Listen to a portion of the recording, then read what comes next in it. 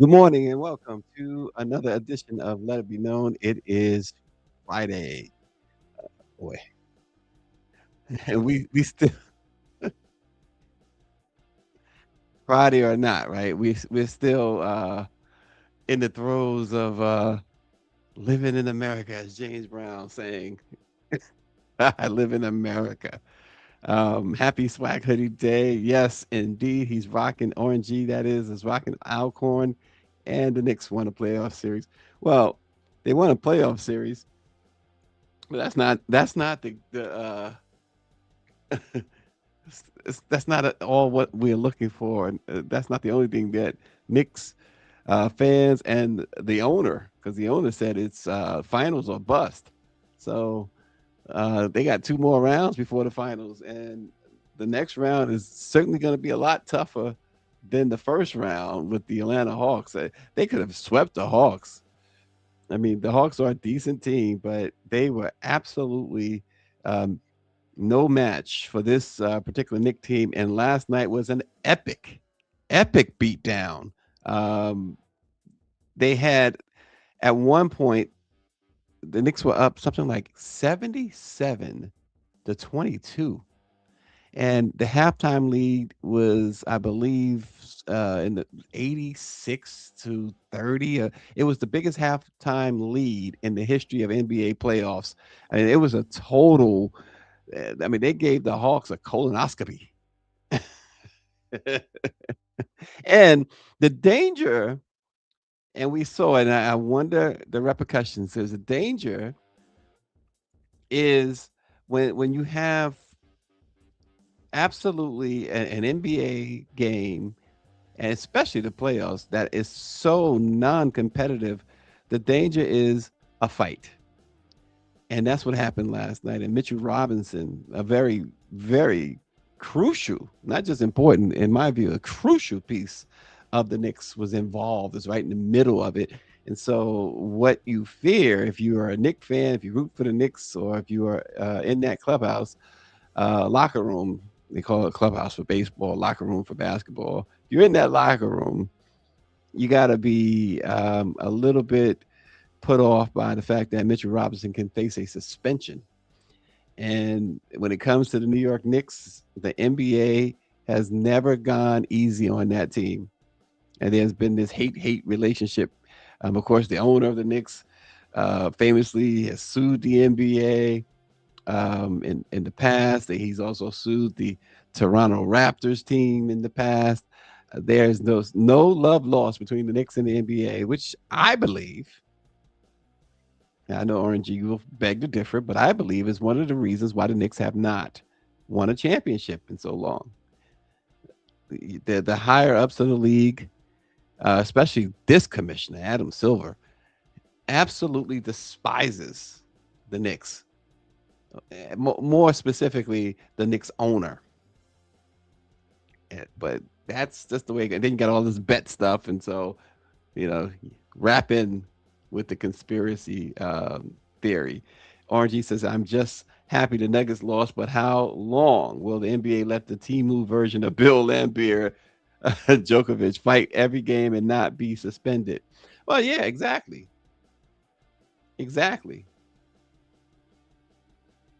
And the Nuggets lost to a undermanned um, team, Minnesota team, which which was even more to your point, Orangey. It was even more satisfying because the T Wolves are without or were without and will be without going forward their star player and Anthony Edwards and Dante DiVincenzo, for these Italian names. Dante DiVincenzo went down a couple of games ago, and he's gone. And then you had another starter, so they're without three starters. So as they advance to the second round, it's going to be a challenge for the T Wolves to keep moving forward, and they get to play the Oklahoma City Thunder in the second round. the defending champions, who are still taking no prisoners. Um, and then they have a guy on that team in Oklahoma City who uh, is the MVP, but he's also the MVP of getting away with whatever he wants to get away with. The guy can take 20 steps and they won't call it travel. The guy flops like there's never been flopping before. I mean, he is the king, the ultimate king of flopping. I'm talking about SGA. He phantom foul calls galore. I thought Michael Jordan was bad. Michael Jordan, he got the calls, but I would say 80% of the time, 75% of the time, he earned the calls. They were legitimate. Yeah, but 25-30% was not. But he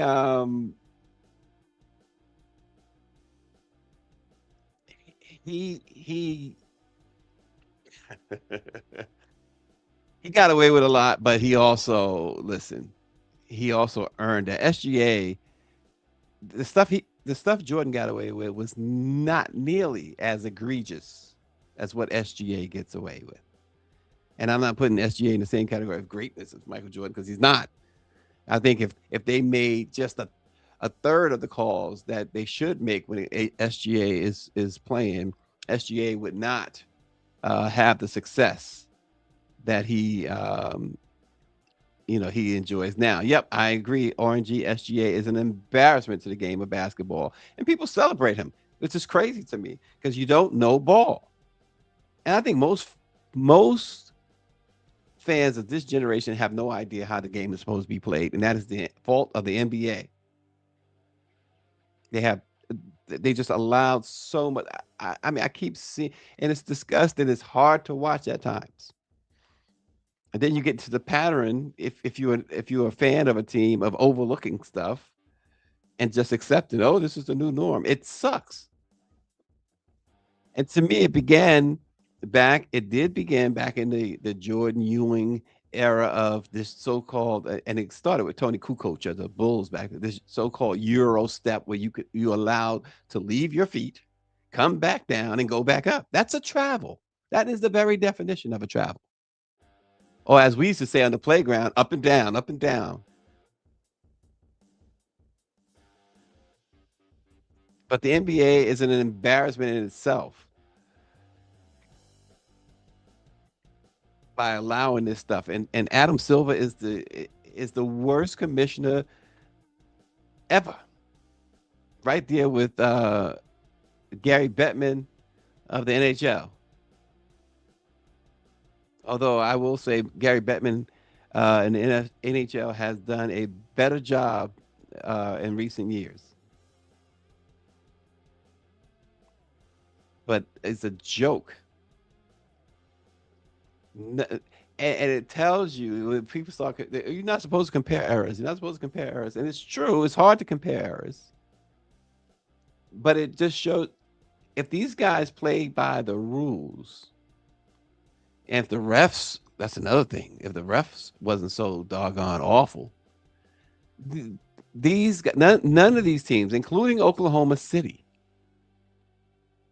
would hold a candle to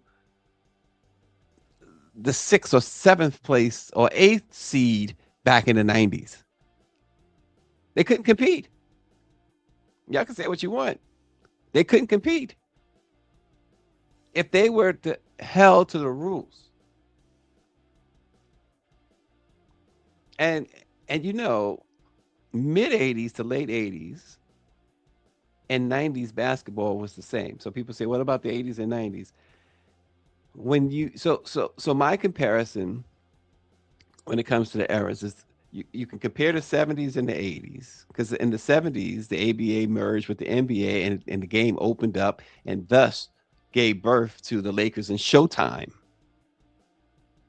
And then and as the Celtics and Lakers dominated in the first half of the 80s with the Sixers right there, and the Milwaukee Bucks kind of right there. Sixers actually won that one title with Dr. J. And by the way, the Sixers won last night, forcing a game 7 in that series against Boston. Um, but then you got the late 80s. You got sort of the around 87, 88 is when the bad boys came in. Isaiah Thomas and Bill Laimbeer and those guys, Dennis Rodman came in, and they Chuck Daly and changed the game, made it more of a defensive minded situation and tough defense.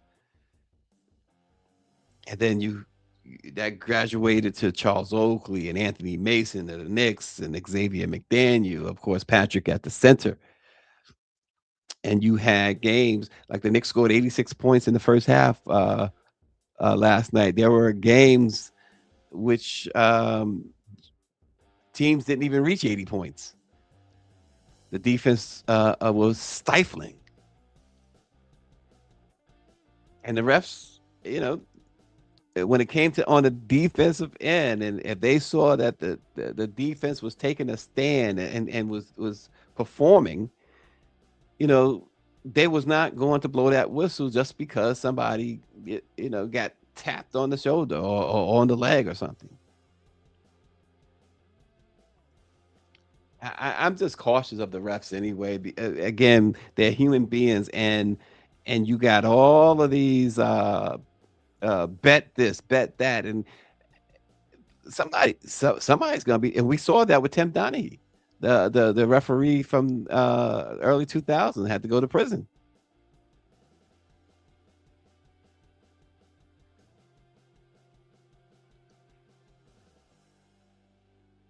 Sting, he's asking me to use this to express care and compassion and love. I appreciate that. I try. I try not to be so critical of people, but I'm critical of this game. Although I love the fact that the Knicks just blew the doors off the Atlanta Hawks last night. Orangey is like, yeah, enjoy it while you can. We're gonna get to some news this morning. Jeffrey Epstein is back in the news, and I don't have a problem with Jeffrey Epstein, anything about Jeffrey Epstein being in the news, because I think, again, it's something that should not, until the victims get the justice that they so greatly deserve, until people stop turning the other way to this type of behavior, I just think it should be called out constantly. I think people, you tend to move from one news cycle to the next real quick. But Epstein has these victims, and not just Epstein, those who participated. No one is really being held accountable at all. You have the what's her name? Ghislaine Maxwell, whatever her name is. She's in prison, but reports say that she's living the cush life right now, because they apparently, this DOJ is now cozying up with her. But what about all these men, these powerful men? I mean, we're hearing this stuff about Bill Gates. We're hearing this stuff, only across the pond. Prince Andrew, the former Prince Andrew, is being held accountable, but not here. But Epstein, a suicide note was supposedly written by Epstein. It was locked inside the case file of his former cellmate, who was a convicted quadruple murderer, Nicholas Tartaglione. He told the New York Times that the suicide note was written on a paper from a yellow legal pad and tucked inside a book. According to the report, Tartaglione found the note in July 2019 after Epstein unsuccessfully tried to kill himself, about 2 weeks before Epstein died, reportedly by suicide in the jail in Manhattan. According to the report, at first Epstein alleged that Tartaglione had tried to kill him, which is interesting. So Epstein had alleged that this guy tried to kill him, and then 2 weeks later he kills himself allegedly, and now they find a note that Tartaglione had. Now Tartaglione has denied attempting to harm Jeffrey Epstein, but he first mentioned the existence of the suicide note in a podcast last year. He said it said something like FBI, looked into me for months and found nothing. Then he wrote, "What do you want me to do? Cry about it?" And he was weird because he wrote a smiley face and then he wrote, "Time to say goodbye." The note, of course, as we said, is now part of this sealed file looking into, or that was looking into Epstein and Tartaglione. So Tartaglione supposedly knew about this suicide note, and now, now the reports also say it's not like, I'm going to say that now we finally knowing about it. Well, the Department of Justice, according to the report, always knew the note existed, and it makes you wonder, why was that such a secret? You announced it as a suicide. Why was it such a secret that there was a suicide note?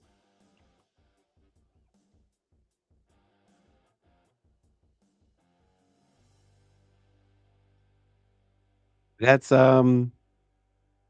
it's very interesting. Very interesting. What else is interesting? The government is spying on us. We know that, right? We realize that. But now there's a report out that says that federal immigration enforcement has quietly expanded into a massive surveillance system that now reaches deep into everyday life, pulling in data on more than 300 million people in the United States. According to an investigation, agencies are tapping into license plate readers, facial recognition, cell phone data, travel records, and even social media to track and identify their targets.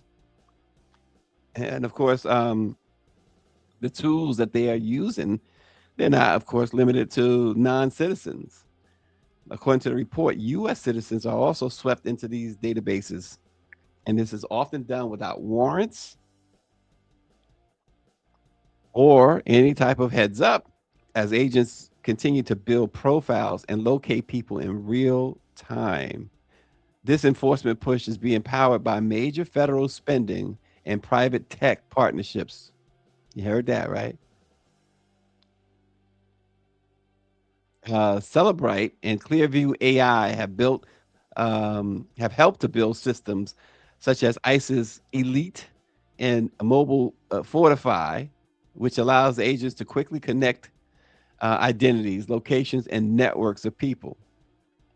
Of course, the civil liberties groups around the country have argued that the government is stretching legal boundaries and saying that these systems have been used not just for immigration enforcement, but also to monitor protesters and bystanders who record federal activity.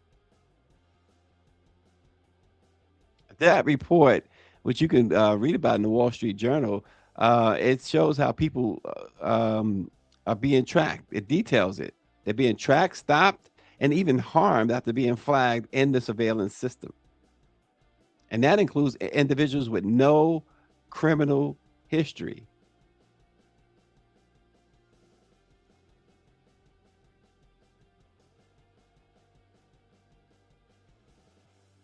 Yep.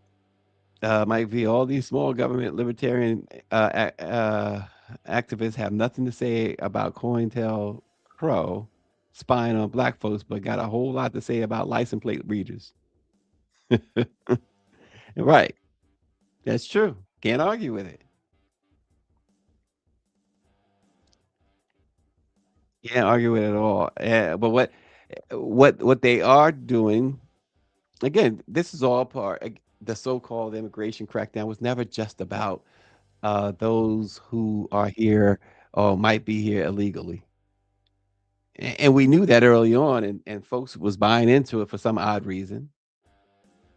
But we knew that early on when the government itself, their own statistics were showing that about 90 plus, it was over 90% of people detained and taken off were, in fact, not here illegally. And in fact, many of them were American citizens.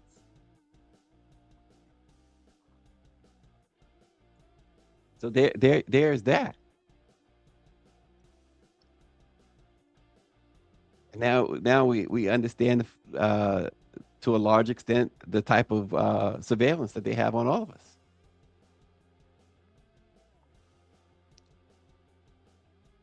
and some disturbing stuff going on. Well, it's everything is disturbing right now, right? What you say, Mike? Mike V says Gary Webb was a journalist who was able to blow the whistle on government and what they were doing to the black community. Right.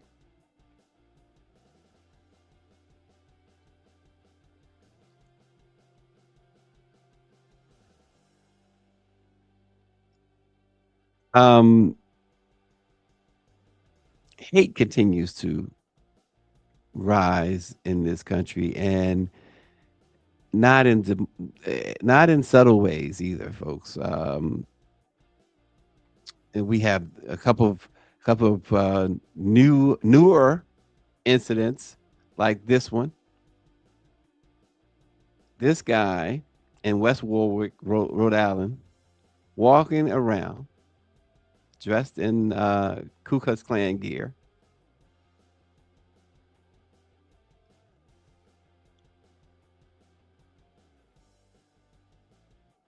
and police said that this was a suspicious person. No, no kidding. Wearing a white robe and pointed hood, walking along Main Street about 2 a.m. in the Arctic section of town. Police said they have not received any additional reports, but this is what's this is this is this is what's happening, and that's not the only place where this has happened. This is the most recent. It's the most recent place it has happened, and again, folks, are they to feel safe? No, folks do not feel safe. They don't feel safe at all. And how could they? How could they feel safe when you have stuff like this going on?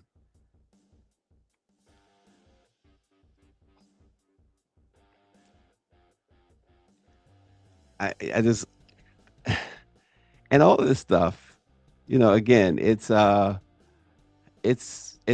taught behavior, because then you have um you have other stuff that's happening like this. Let's check look at this. This is a middle school where they're waving the Confederate flag in Virginia. So they're teaching these kids to hate. They were also um, it was at a basketball game in Buchanan County, and they were targeting a team that was described as having basically mostly black players, and they were yelling racial slurs, according to multiple witnesses' accounts. The students were identified as coming from Hurley schools, where the Confederate symbol has long been defended by some as heritage, even though we know what it's tied to. And they're talking about free speech.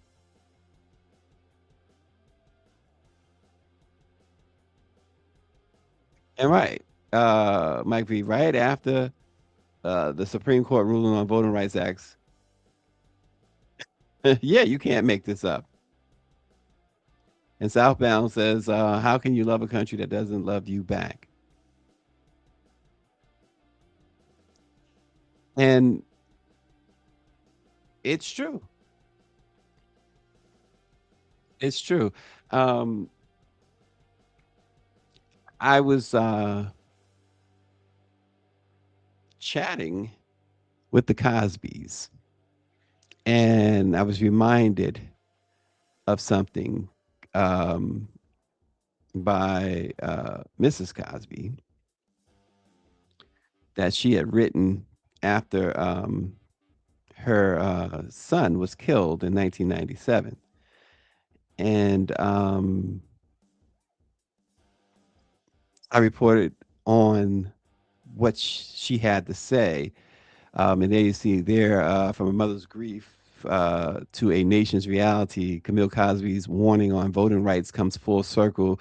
And I go on to report that 28 years ago, she wrote a column in the USA Today that set off what was a firestorm of controversy. She had just buried Ennis, um, the Cosby's only son, um, and it was a Ukrainian guy who killed him up in the Sepulveda Pass in California, Los Angeles.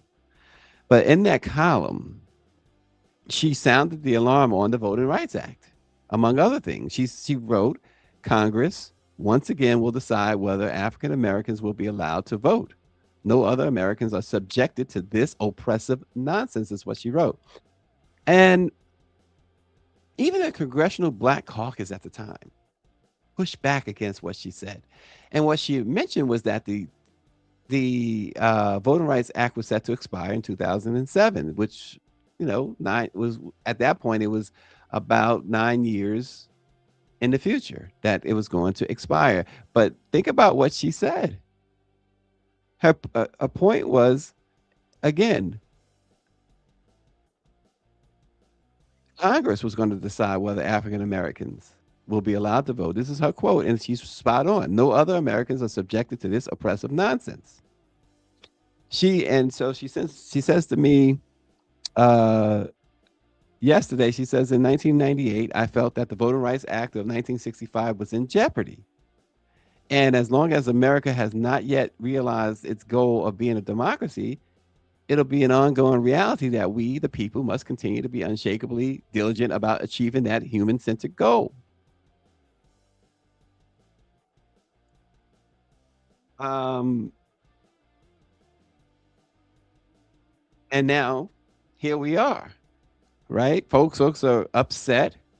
Mike V made the comment, right, about what this hate stuff going on immediately after the ruling. And Southbound makes the point, how can you love a country that doesn't love you back? Yeah, and yeah, teaching the children to hate at an early age, celebrating second place in a war is crazy work.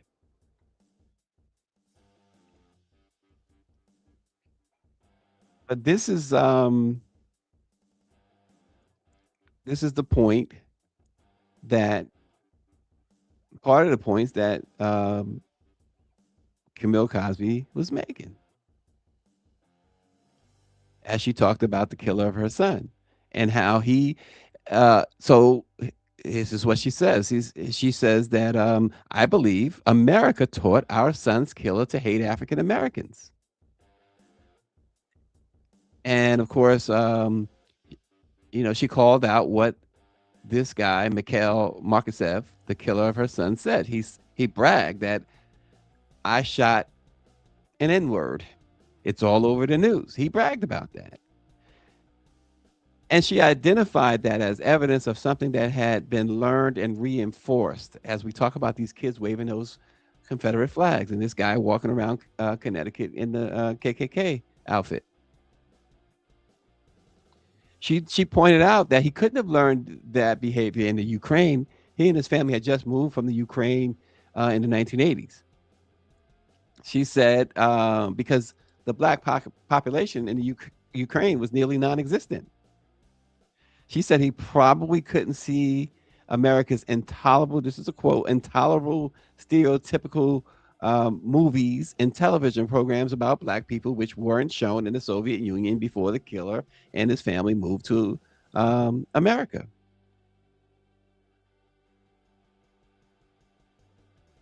And then she quoted from James Baldwin's book, The Price of the Ticket. She says, the will of the people or the state is revealed by the state's institutions.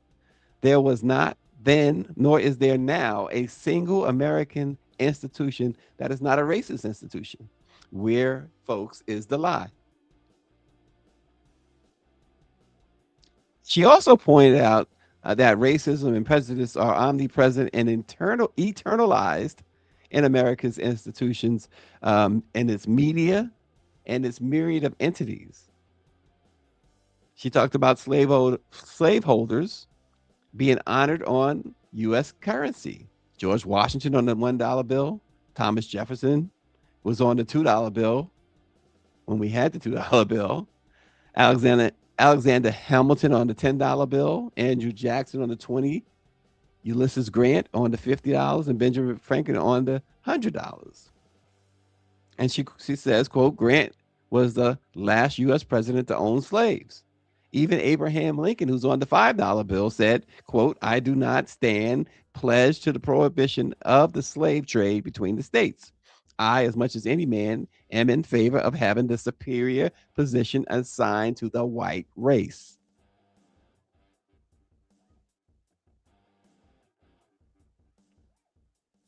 And she goes on to say that all African Americans, regardless of their educational and economic accomplishments, have been and are at risk in America simply because of their skin colors. And they were calling her dangerous for saying this. And some even said preposterous. And some of these saying this were again members of the Congressional Black Caucus. And what was interesting, we spoke to her, the Black Press, back in 2018. Uh, um, During a roundtable discussion. And what makes that interesting, Donald Trump was a year into his first term. And she said, and I quote, the American people have been dangerously close to being governed by a dictatorship intent on serving its own greedy interests, even when it results in eradicating the laws that protect humanity. And where are we now, folks?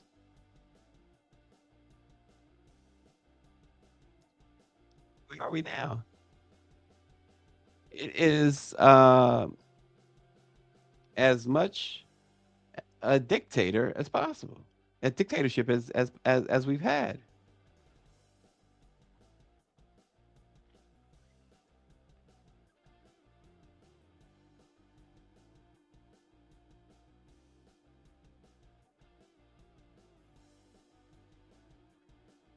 So, and Mike V says, and these same folks got a problem with Harriet Tubman being on a $20 bill. Southbound says, is it possible that we as a people just don't give a darn? I'm gonna say darn, okay? Or is it that same old saying, it'll be okay, while that door is just about tightly closing for equality is nearly over? Then what? Southbound, I had a conversation just last night with Denise Rolock Barnes, publisher of the Washington Informer, about that very same thing. And I was pretty much right there with you on that. Because we were discussing, breaking down what all this means. And I was saying how it's just amazing to me how folks telegraphed all of this, and not just the Trump administration. You had the Heritage Foundation. First of all, you had the test go with Trump back in from 2017 to 2021.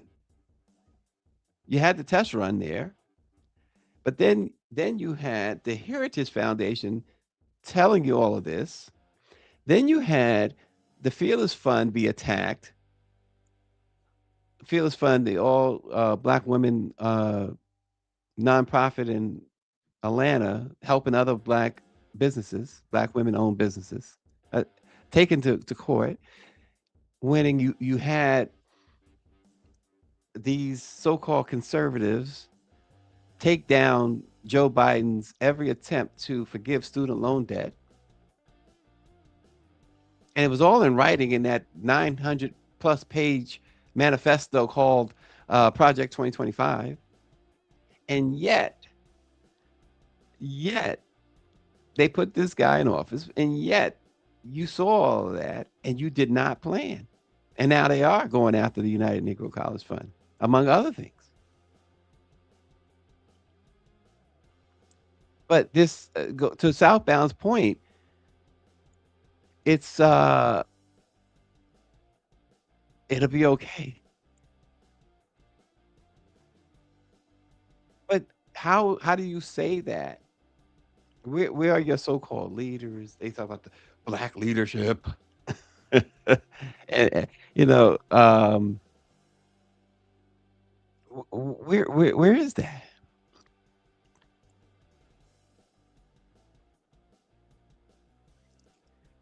Where was the plan? Where was the plan?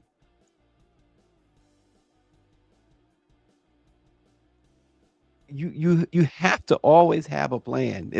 You hear the saying, Plan B. Heck, you need a C, D, and E.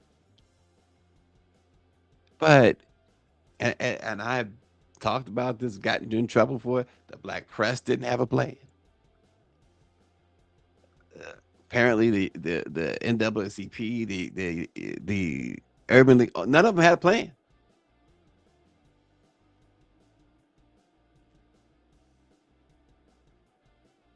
Right.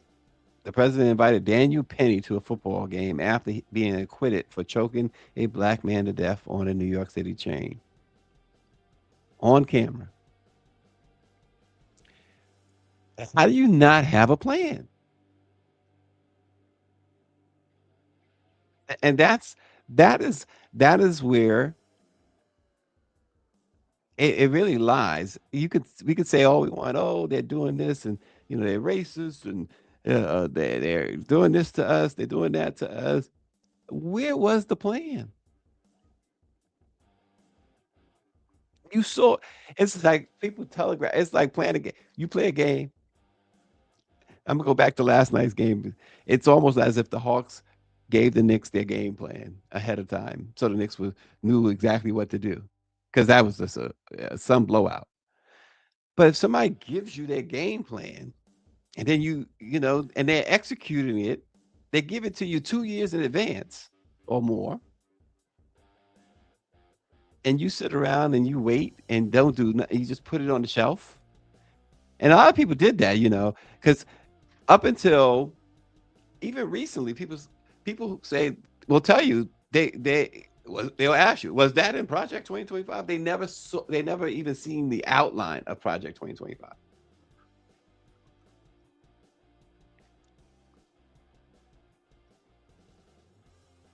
And that's a shame. And I'm not talking about everyday people. I'm talking about the so-called leaders.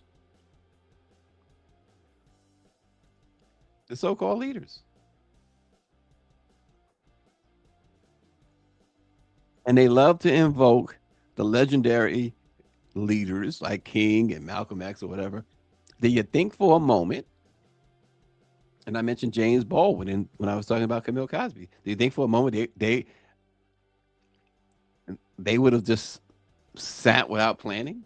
That's all they did. I mean, not all they did, but that was the core. They they planned. They strategized.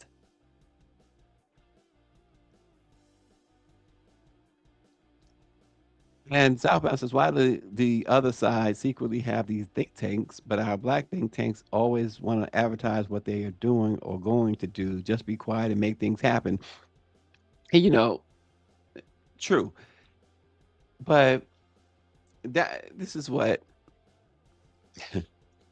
I'm not even going to name the individual, but somebody I shared a microphone with would say, "Oh, you they're working. You don't know what they're doing behind closed doors." Yeah, okay. Here we are. Here we are. A year and a half into this, and I've seen nothing. What I'm seeing is the continued advancement of that of this war against this country, against people of color, with little to no resistance. Yeah, you have the protests and stuff like that. No, that's not that's that's a very, very, very minute part of any plan. It's a toothless tiger. It's like you know what you're up against, and at some point, you best believe these people who go out there and protest, they're not going to be able to.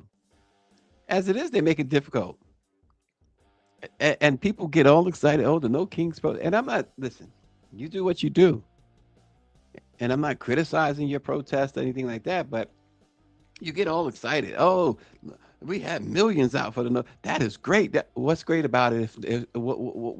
Where's the results though? What's the results? You think this administration cares? You think it's affecting them in some way? If you do, you have absolutely no idea who you're dealing with, and they've shown you who you're dealing with. Yes. I the ears tickled. Having the ears tickled is something that too many people love. Just too many people love that.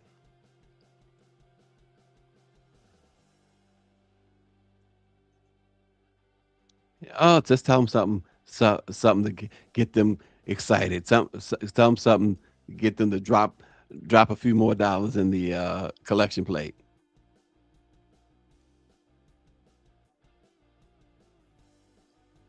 And that's all. That's all what it's about. Oh, sounds good, and then you get all pumped up for a few hours, and then it's back to reality and back to the same old, same old. I listen. Tell me I'm wrong. Tell me I'm wrong. And it's affecting everybody. This stress in America is affected. Everybody's stressed. New survey: 9 in 10 Americans think the country is in an affordability crisis. And in this survey, 32% say they're currently experiencing an existential crisis, with Generation Z leading all generations at 52% stressful. Stressful was the common word used to describe 2026. And respondents have said that they have already absorbed an average of 2 major unplanned life changes this year alone.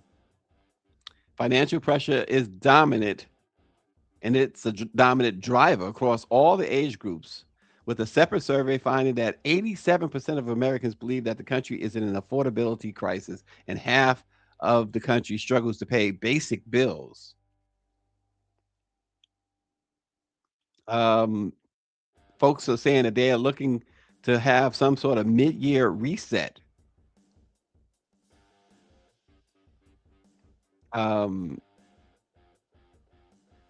a Talker Research survey found that 1 in 3 people say that they are currently experiencing this crisis, but nearly 4 in 10 say their entire lives feel out of control.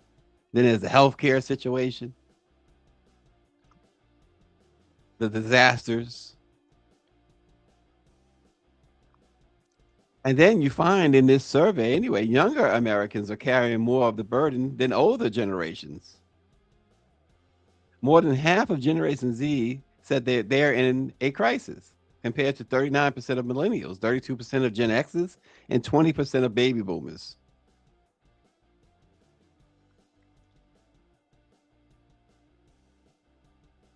Everybody is stressed out.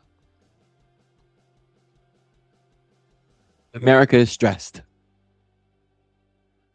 And right now, there appears to be no end to the stress.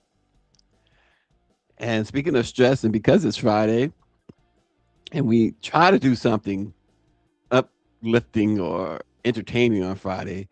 Well, yesterday we kind of visited uh, with the latest from the Shula King, and we're gonna do that again. But first, Southbound says he just saw an article where this voting rights decision will definitely end Section 8 based on the need to stop 33 billion in funding. That's the see. That's the thing too.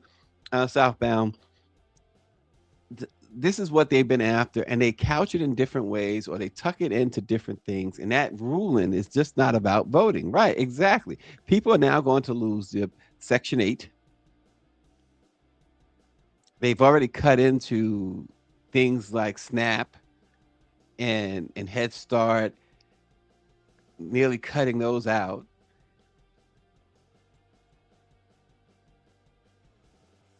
And yeah, Lady Leo, no King's March people have given up what 3 Saturdays. But it's like, what is the end to that means? But this is what Southbound brings up is so crucial. 33 billion in funded is what this is partially about. And they have a stated mission of taking away all social service nets.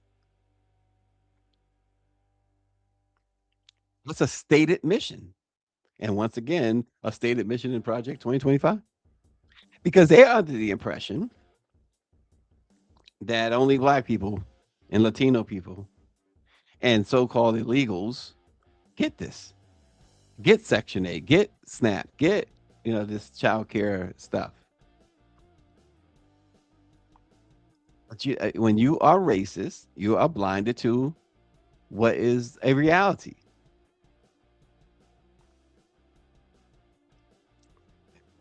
Every time you see a study about welfare, you understand. You see this not just a study, but you look at the numbers. You see that it is not dominated by minorities, not even close.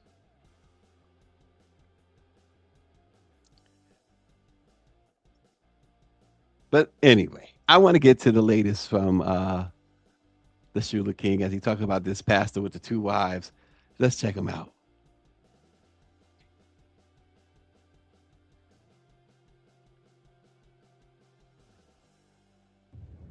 Uh, Ladies and gentlemen, this pastor who wrote a book about how to love your spouse has been arrested for having 2 wives. Now, I know what you're thinking. You like, well, how could he write a book about how to love your spouse and he got 2 wives? I thought the same thing when I first read it, but then I said, well, wait a minute. He might be an expert at it because, just imagine. Okay, just listen, just listen. You know, would you trust a barber that owned 2 barbershops? Would you trust a mechanic that owned 2 mechanic shops? Yeah. I mean, if a man has 2 cars, that means he's pretty responsible, right? Yeah, yeah, yeah. I mean, I'm just saying. Would you trust a coach that could coach 2 teams to the championship at the same time? Yeah, yes, I could. But it just don't work like that when it comes to marriage. I'm sorry, it don't. I'm sorry. You mess around and got your ass locked up. Crazy thing is, people still gonna buy that book. I done seen it. We done seen these relationship gurus fall on their face plenty of times. It does nothing to hurt their reputation. I mean, not a damn thing. So, y'all have a good day. Oh my gosh. Um, he's hilarious. My oldest brother turned me on to the Shula King a few years ago. Um, and I think the guy is absolutely a genius. He was on was it America's Got Talent or something like that um, years ago doing a stand up, and apparently that's where he started. Southbound says, "Have you talked to Chuck D about the decision and what's his thoughts?" No, I haven't talked to him about this decision. Um, Chuck is, and I'm glad you asked because that should be a great conversation. Maybe we have Chuck come on and talk about it, among other things. Very insightful, very thoughtful, and very intelligent. Um, I never think of when I think of Chuck, I never think of just Public Enemy and Fight the Power. I think about just how well-rounded of a individual he is. Of course, got Rap Station here, y'all. Y'all got to pick it up. Rap Station, Rap Central Station. Um, the latest. I'm gonna be in the next issue. That's right. The summer issue. It should be cool. But yeah, he's extremely well rounded in this stuff. And the great thing about Chuck, it's unlike many. When he talks about this stuff, he doesn't get riled up. It's never too high, never too low. It's very even keel, very straightforward. Hey, this is what it is. Blah blah blah, and you get it. You get it. A lot of people you talk to about it, the emotions are gonna run, and Chuck is like, look, this is what should be done. This is what shouldn't be done. Blah blah blah. Let's move on to something else that we need to tackle. Is what he. That's one thing to the next. Let's do it. It's not a bad way to be at all because we already talked about that stress stuff. So let's keep it moving.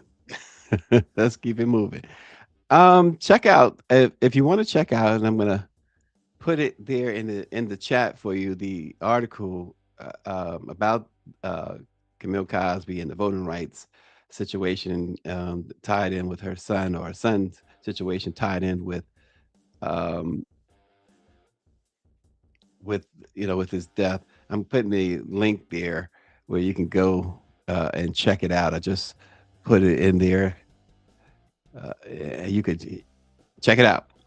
It's a very interesting read from her op-ed from 1998, and then more recent stuff, and of course, like I said, the statement that she made yesterday to me.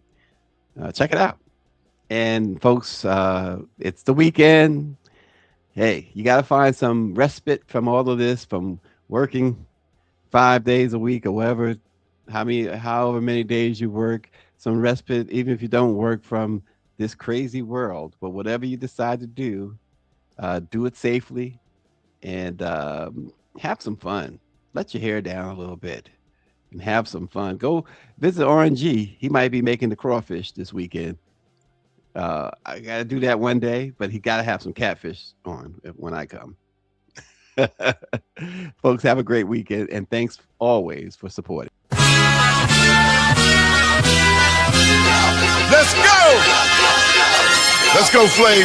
Hey!